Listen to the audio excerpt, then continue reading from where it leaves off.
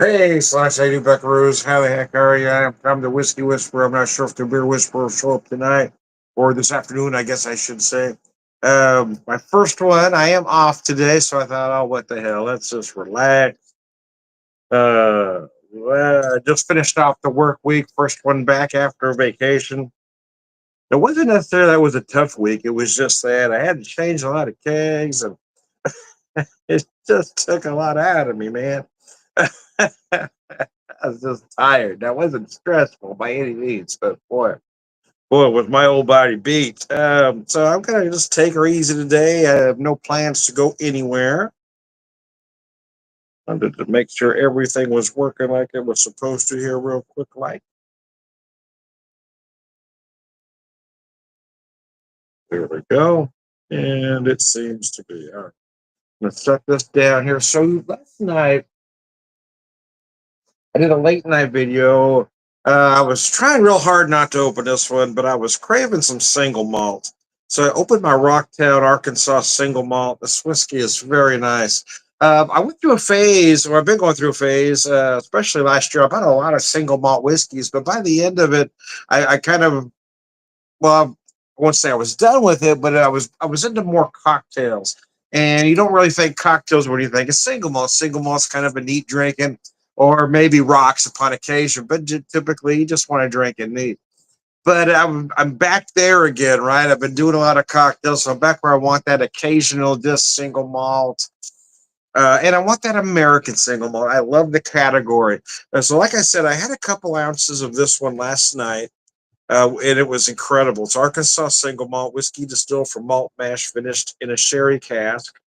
It says double distilled in copper pot still from 100% malted barley.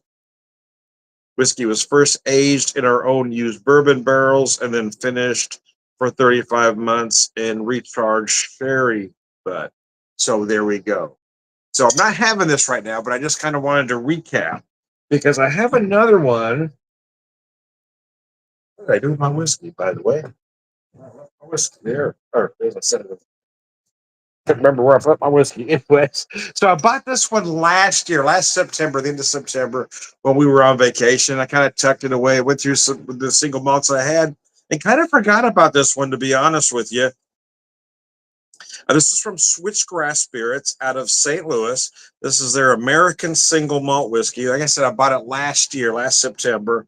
American single malt whiskey. This is their barrel proof for limited release. Bottle number 038.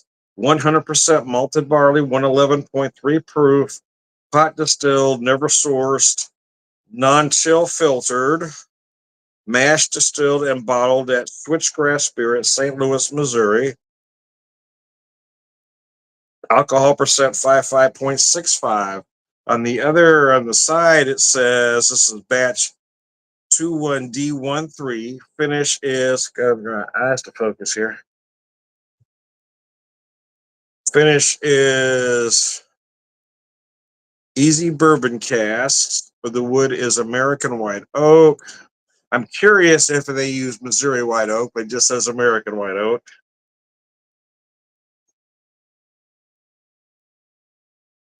Grain bill is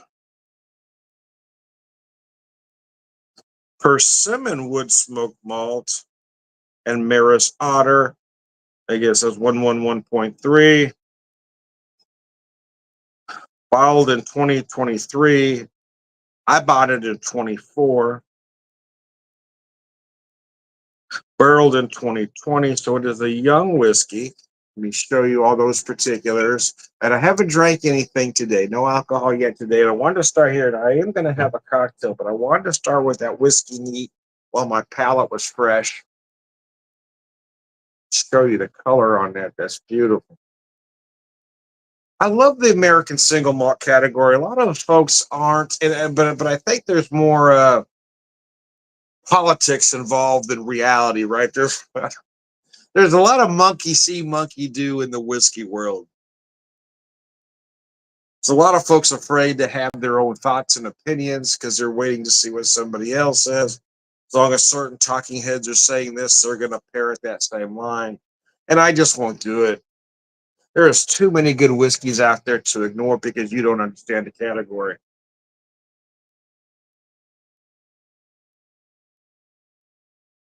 I'd say one thing that's doing my heart real good right now in the whiskey world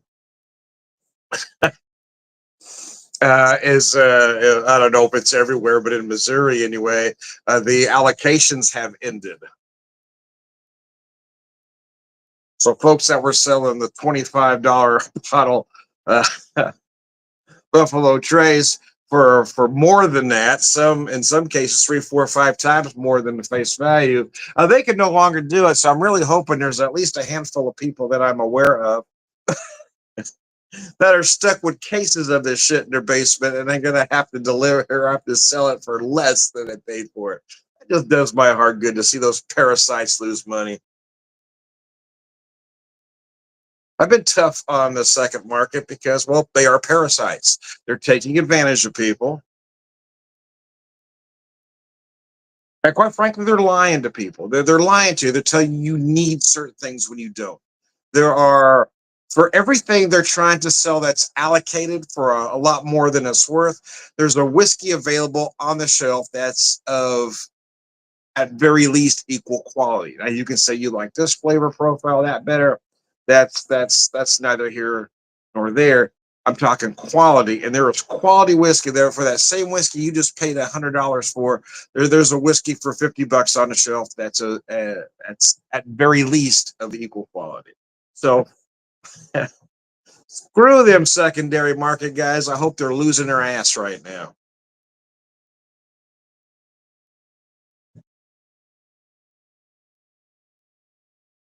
Anyways, back to the whiskey. Okay, stop. I was just kind of waiting to let the aromatics catch up here. From the single malts that are 100%, the single malts have to be 100% malted barley. I always pick up some chocolate notes, and this one is no exception. Definitely getting some dark malted chocolate.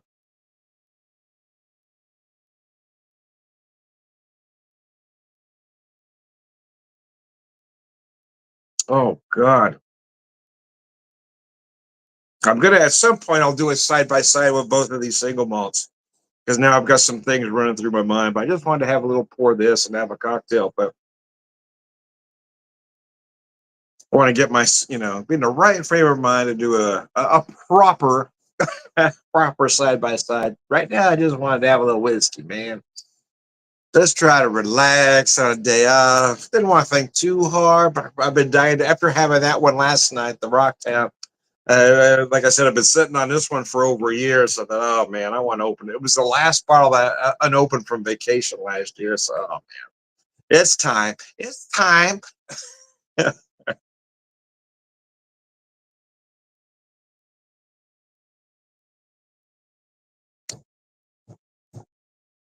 God, that is I don't know if you noticed, but I mean, I'm making no face at all. That is remarkably easy to drink at that 111 proof. The Rocktown I had yesterday is 100, and that one was incredibly easy to drink. But this one at that cask at 111, and I like that it's a cask at 111, right? Some are trying to get that proof up a little too high.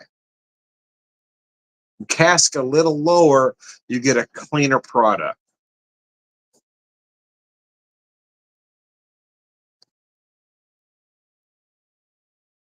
Get a lot of big vanilla here that I really enjoy, and a lot of barrel. I'm getting a lot of barrel. That's why I'm wondering, being in St. Louis, if they're using Missouri white oak because they just say American white oak because Missouri white oak tends to impart more spice notes, and I'm really feeling big, big, big barrel notes here.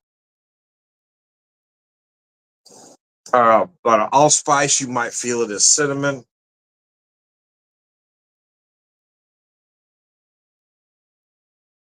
Well, to simplify, I'm getting a lot of baking spice, right? I'm getting the usual suspects. I'm feeling some allspice, some cinnamon, some clove, nutmeg, ginger.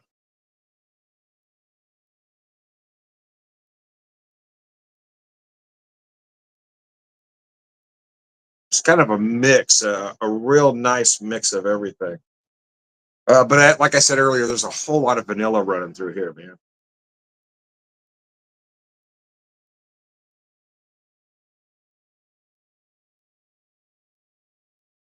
And then oak just runs all the way through, right? You starts out light, and you get that crescendo right at the end.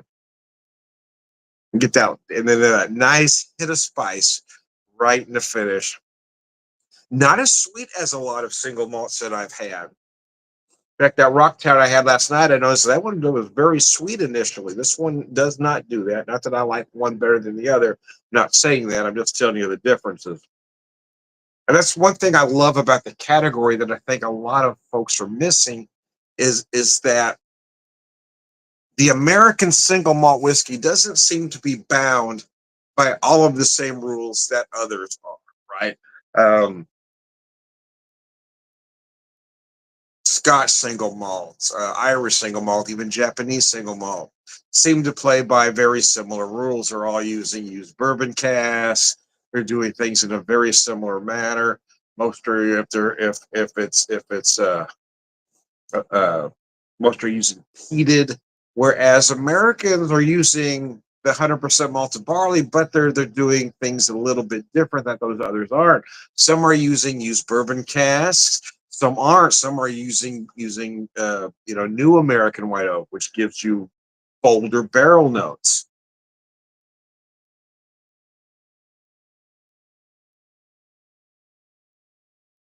But I will say, the more I drink, the more I really love the chewiness, especially when we get the proof up to about here. Uh, of the of of the single malt of that 100% malted barley. It just gives you more mouthfeel,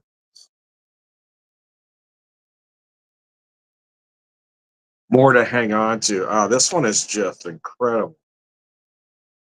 I almost said lovely and I stopped. It's just lovely. Wow. Mercy.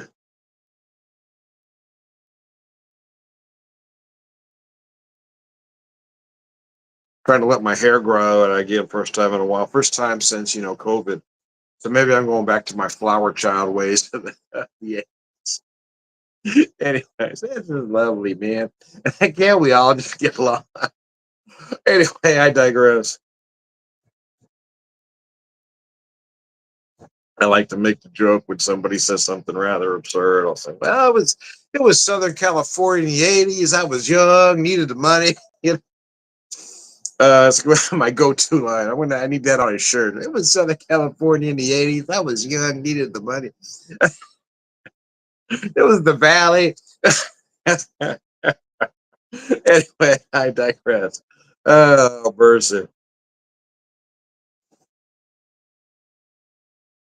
I was young. Oh, mercy. Like I just started drinking, man. Believe it or not. This is my first alcohol today. It seems to be working though. I've got my mojo working. It's just not working on you. Anyway, I've got my mojo working, but it just won't work on you. Anyway, I digress.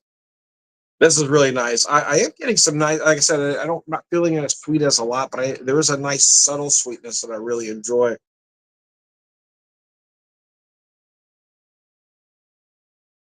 A lot will impart a brown sugar maple molasses. But here I'm all feeling kind of a raw honey like note, just a very subtle sweetness.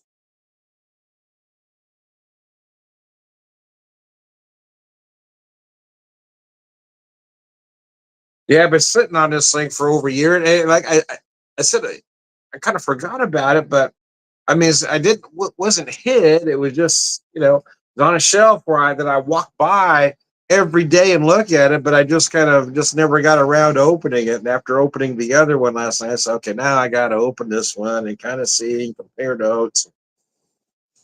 I will do a side by side at some point, and I never do side by sides looking for one being better than the other. What I'm always looking for though is visions, right? I want to see what each distillery is trying to do. So I rarely like one better than the other. It's more okay. I like this because of this. I like this because of this. I don't like to do those. What is better? I don't do those kind of videos. I don't do ratings of any kind.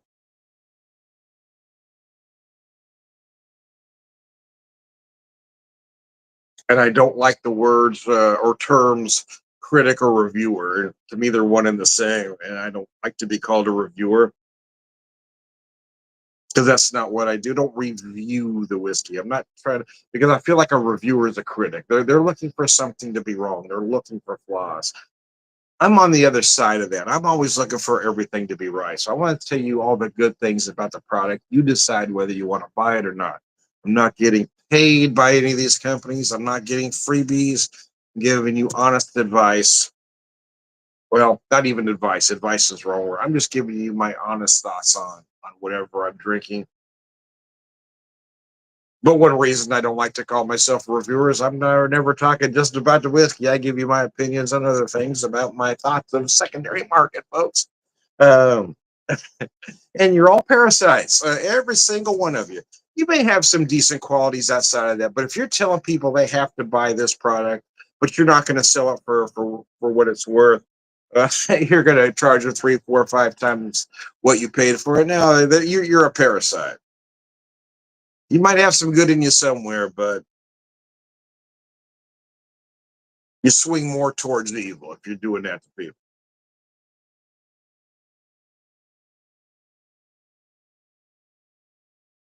And with Buffalo Trace back at where it needs to be at about 25 a bottle, gosh, I hope some of these guys got just case upon case in their basements of this stuff going, well, what do I do? Now you got to drink it or lose your ass. Because you planned on making a lot of money and you screwed over a lot of people already. I'm just glad you can't do it anymore, at least on that product. But these parasite sons of bitches will find something else to rip people off on because that's what they do.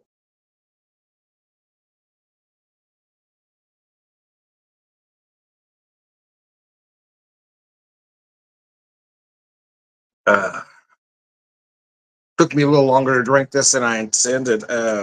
Mostly because I talk a lot, but I still am going to have that cocktail like I promised you. So I probably will run this video a tad longer. I probably won't have a beer though, because that take me way too long. But anyway, I got this about done. So I'm going to grab my cocktail and I'll be right back. I'll show you what I do with that.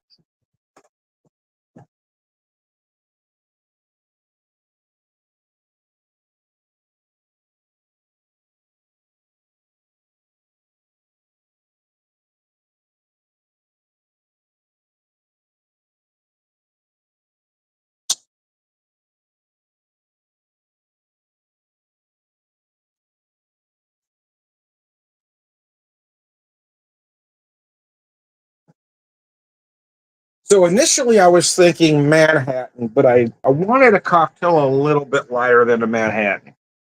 But I didn't want a cocktail quite as sweet as an old fashioned. So I wanted to go somewhere in the middle. So I looked at what Rocktown products I had. Let me set my cocktail down here and show you what I used for this one. And I haven't got it named yet. I haven't even tasted it yet, if you want to know the truth. But if it's good, I hope the folks at Rocktown just steal the recipe. You can have it. Don't got to pay me nothing. Don't even have to use my name. Don't have to give me credit of any kind. Um, but I hope you like it, or at least try it on your end. Anyway, Rocktown. I used their chocolate malt Arkansas straight bourbon at 92 proof. This is a very interesting whiskey, and I didn't find this one at the distillery. Actually, I found this one at a liquor store as we were leaving Little Rock. Our chocolate malt bourbon is distilled in our copper pot still from a mash of 82% Arkansas grown corn, 9% crisp chocolate malt, and 9% malted barley. Uh, I really love this. I would love this whiskey at Cask. I wish they had it at Cask, but I will take it at 92 proof because it is just wonderful. So, but what I also did with that, instead of using a simple, which is why it's not quite an old fashioned, but it's definitely not a Manhattan either because I'm not using any sweet vermouth or any vermouth of any kind. Is I'm using their Rocktown small batch, and I'm really mad at myself for not buying 2 bottles of this because I got it for my wife, but I really like it too. So I'm probably drinking more of it than she is. So I wish I had bought that second bottle. Uh, anyway, it's a small batch, handcrafted, salted vanilla flavored vodka at 60 proof or 30%. And it is just, oh my gosh, it is the best flavored vodka I've ever had in my entire life. And I'm not a fan of flavored anything, but that stuff is good. So what I've got is 2 ounces of the chocolate malt Rocktown, 1 ounce of the salted vanilla vodka. But what bitters should we add? So with the chocolate malt, the vanilla, I decided to go with, and like I said, I haven't tasted this. It's one of those you never know till you try. So I've got the bitter cube, slow crafted bitters. This is a root beer bitters. So uh, the ingredients are sarsaparilla root, spices, sugar, molasses, and vanilla bean. So you're going to get the sarsaparilla, some anise, some birch bark, wintergreen, that kind of thing. So again, I was trying to use the chocolate with the vanilla. You see where I'm going with this? No, Tom, we got no idea. You're all over the place, man. I know not everybody's going to get my vision, but I think those that are going to, oh, damn, that makes sense. I see why you went there. Yeah, I've got a lot of different bitters here. And I was looking through every one of them, and I have chocolate bitters, but I didn't want to accentuate that. I was thinking, oh, I could do that. But then I saw this one. So, oh, with the vanilla and the chocolate. Oh, anyways, like I said, I haven't tasted this yet. So let's see what we got.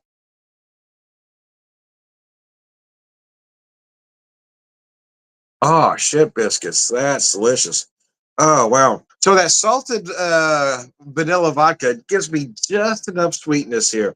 Like I said, I didn't want to go as heavy as sweet vermouth to make a Manhattan, but I didn't want it as sweet as an old fashioned to add sugar or simple. So I just used that vanilla vodka as my sweetener here, and man, wow.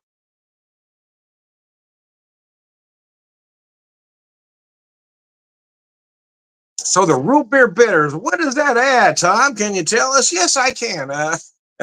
So again, you've got that chocolate malt. So there's no chocolate in it, but it does give you the illusion of you get these dark chocolate like notes.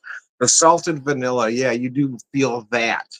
Um, again, that light vanilla blended with that bourbon malt, and then I add those herbal bitters. Again, you yeah, on the nose, I feel that sassafras, that wintergreen, those sarsaparilla like notes, if you will.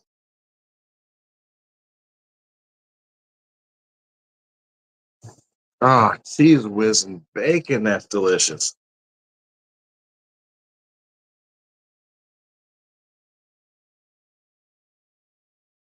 Yeah, that's exactly what I was trying to get to. In all honesty, like I said, I didn't want that heavy Manhattan, but I didn't want a sweet old fashioned either. And wow, that it just gives you just enough sweetness. Uh, gosh, that's delicious. That's just good. I don't care who you are, man. That's just delicious. I know, that's good. Oh,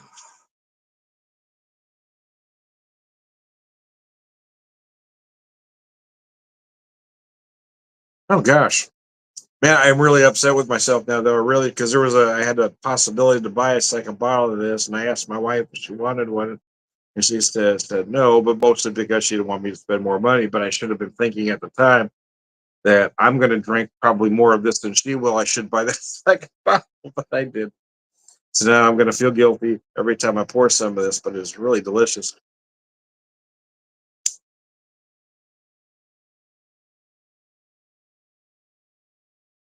Yeah, it's not a product that I would drink on its own, right?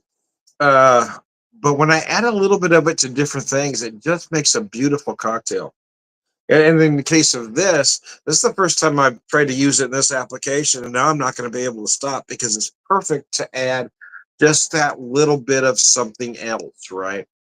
I added that vanilla and just a hint of sweetness that changes that chocolate malt bourbon just enough without adding, a lot more sugar to it.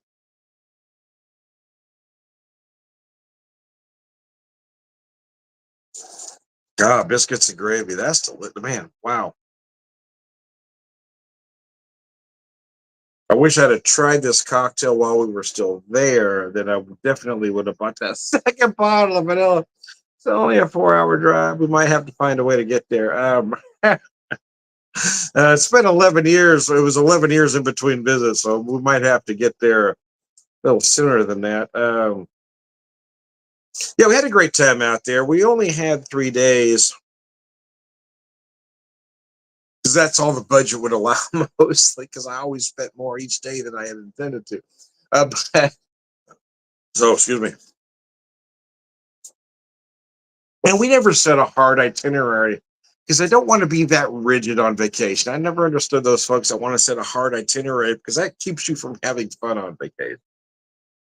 I always want to say, okay, I like to hit these places, but and that's kind of what happens. I hit a few places I wanted to go. There's a few places I thought about going that I didn't make it to, but then I hit a few others with a friend. I met a friend up there I hadn't seen in over a decade. Right?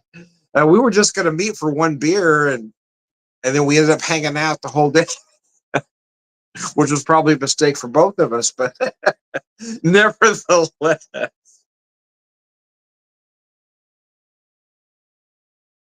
but it does give me a reason to want to get back down there. I do want to revisit Moody Brews Brewery. They were just incredible. I do want to get back to Rocktown because I did like the products there, um, the bourbon and the vodka, just a couple. But I did forget to buy one thing. I just realized as I was going through my boxes, I was putting the rest of the stuff away yesterday. Forgot to buy the barrel aged maple syrup. I got to grabbed everything else, and somehow I forgot that item. Damn it. The one thing I went there for was that freaking maple syrup. I got that. Anyways, I digress. Hopefully, I can get back there uh, with any luck before Thanksgiving. But I'll be honest, it's not likely. But I'm hoping I can get back there before Thanksgiving just to get that one product.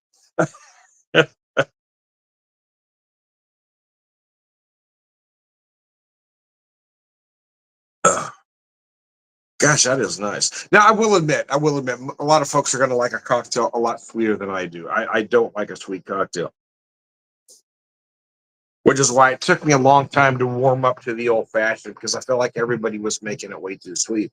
I also felt like that's why millennials love an old fashioned because they're so incredibly sweet.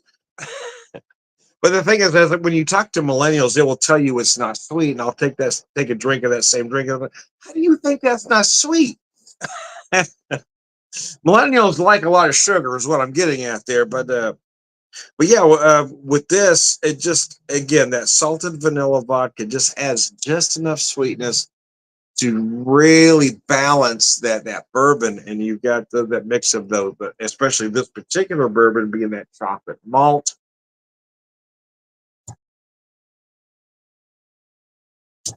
And I really like what Rocktown did here because everybody, their mothers got a vanilla vodka, right? Or they've got a salted caramel. But I've never seen anybody with a salted vanilla. Huh.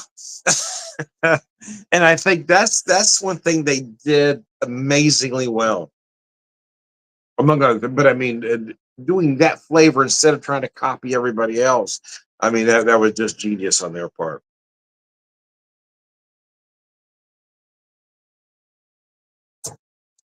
Gosh, good gosh almighty, that is tasty. That is just wonderful. I don't care who you are. This is lovely. Anyways, anyways, I digress. I better wrap this up. I've been at it about 30 minutes now. Nobody wants to listen to you that long, Tom. Uh, I am Tom the Whiskey Whisperer. We're not going to get to beer today, so I'm not going to go into that spiel. I'm Tom the Whiskey Whisperer, whiskey evangelist, prolific whiskey drinker, pervert wisdom man.